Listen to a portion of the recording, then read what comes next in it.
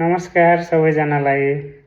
म फेरि पनि अर्को भिडियो लिएर यहाँहरू समक्ष आएको छु। अनि यो कति धेरै भिडियो बनाइरहेको यसले भनेर दिक्क नमान्नु होला है।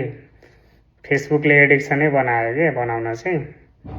तैपनि अब कोसिस गरौँ, केही छैन। आज एउटा पुरानो यादहरूको बारेमा कुरा गर्न मन लाग्यो कि। नेपालमा असारको महिना चलिरहेछ नि त। अनि यो सायद अब अलिकति तराईतिर अनि अलिकति सिटीतिर हुर्किनु भएको मान्छेहरूको लागि त त्यति धेरै एप्लिकेबल नहोला। अब म चाहिँ एउटा गाउँमा हुर्केर बढेर यहाँ पुगेको मान्छे हो। अनि त्यही भएर असार साउन आउने बित्तिकै त्यो पुरानो यादहरू एकदमै धेरै ताजा हुन्छ क्या। अहिले बाहिर बसेर अनि बेकरी फिल्डमा काम गरेर डेली रुटिनमा काम गरे पनि त्यो पुरानो दिनहरूले चाहिँ असार साउन लागिसके पछाडि एकदमै धेरै याद आउँछ त्यो पुरानो दिनहरूको। असार लाग्ने बित्तिकै मलाई त कस्तो हुन्थ्यो भने त्यो आकाशमा गडाङगुडुङ गरेर पानी पर्न लाग्यो भने एकदमै धेरै डर लाग्थ्यो सानो सानो हुँदाखेरि।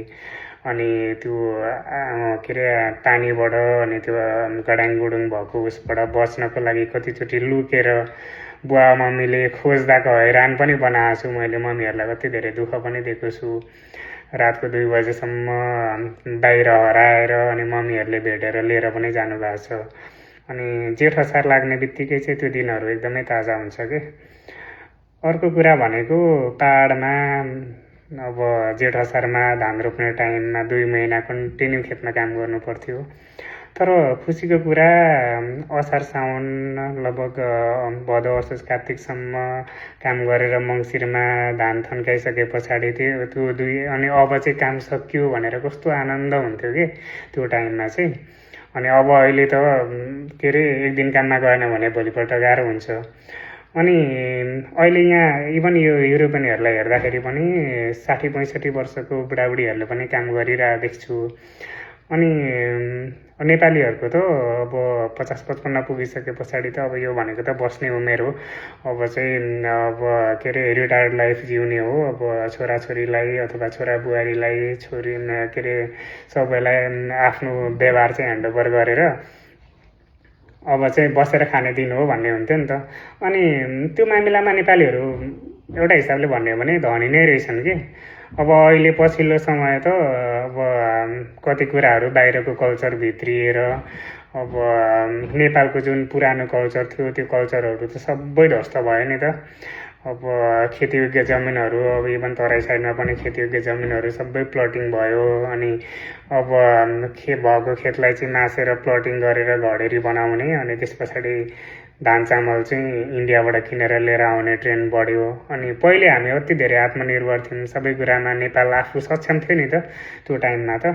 अनि अहिले यसो हेर्ने हो भने इन्डियाले 1 महिना चाहिँ खाद्यान्न बन्द गरिदियो भने नेपालीहरूले खाना नपाउने अवस्था भयो क्या। अनि अहिले हेर्ने हो भने हाम्रो जेनेरेसनदेखि गर्ने हो भने हामी शिक्षित छौँ, पढेका छौँ, सक्षम छौँ भनेर सोचिन्छ। तर हामीभन्दा अगाडिको जेनेरेसन आई मिन हाम्रो बुवाहरूको टाइममा चाहिँ उहाँहरू एकदमै धेरै आत्मनिर्भर हुनुहुँदो रहेछ क्या। अनि त्यो हेरेर त हामी त के अरे अर्काको देशमा गएर नोकरी गर्नु बाहेक अरू केही पनि गर्न सकिएन क्या। जे भए पनि आफ्नो देशमा गर्न सक्नु, त्यो प्लेटफर्म हुनु र अनि त्यो प्लेटफर्म खोज्नलाई अरूको देशमा जानु धेरै अन्तर हुँदो रहेछ। अनि अब एउटा घर राम्रोसँग चलाउनलाई घरको अभिभावकको कति धेरै भूमिका हुन्छ नि त। अब घर बनाउने र भत्काउने त्यही घरको अभिभावकको न भूमिका हो। उहाँले बनाउन पनि सक्नुहुन्छ र भत्काउन पनि सक्नुहुन्छ। त्यस्तै हाम्रो देश पनि हाम्रो देशको सरकार अब एउटा अभिभावक विहीनताको अवस्थामा पुगेर अनि दिनदिनै मतलब हामी सानो सानो हुँदाखेरि नेपाल अलिकति सक्षम थियो जस्तो लाग्थ्यो। अनि त्योबाट दिनदिनै त्यो रेसियो अगाडि बढ्दै जाँदाखेरि अब चाहिँ नेपालमा केही पनि पाइँदैन जस्तो अवस्था भइरहेछ क्या। तपाईँहरूलाई कस्तो लाग्छ भन्नु है, कमेन्ट गर्नु ल। म गलत पनि हुन सक्छु।